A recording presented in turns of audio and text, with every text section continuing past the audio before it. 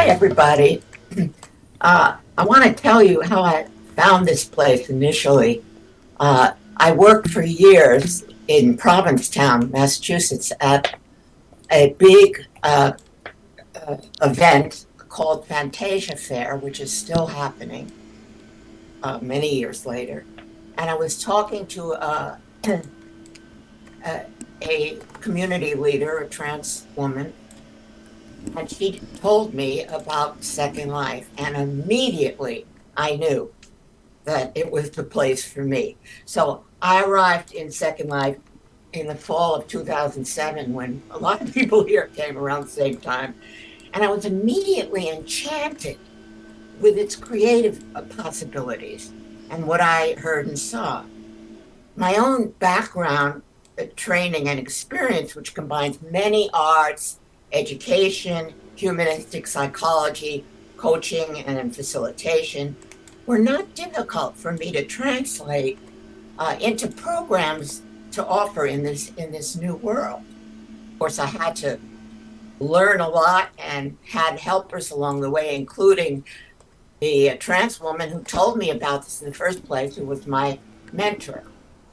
Uh, of particular interest to me, and still, was the possibility of using the building technology in symbolic and metaphorical ways, something I did not see happening in Second Life.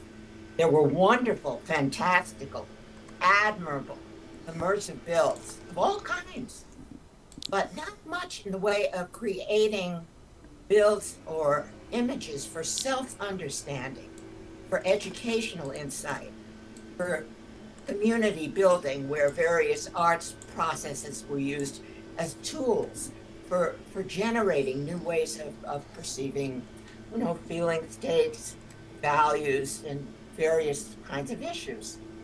So this became my niche.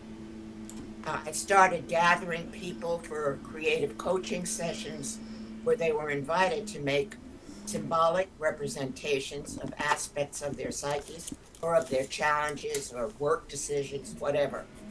And I call this symbolic modeling, or SymMods for short. So I'm a process person. This means I'm more interested in the act of creating, the dynamic of constant discovery, than I am in reaching a particular destination or producing a finished product. I'm fascinated by the stories surrounding the move to create.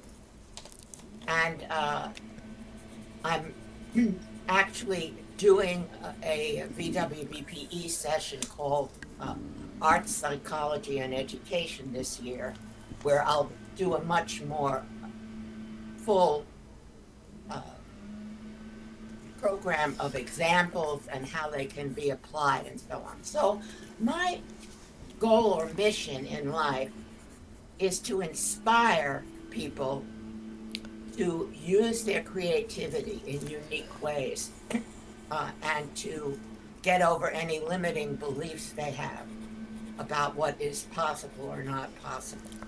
And in my own life, I do that also with a composer, and I make art, a lot of theater work, and dance. I've done all kinds of things.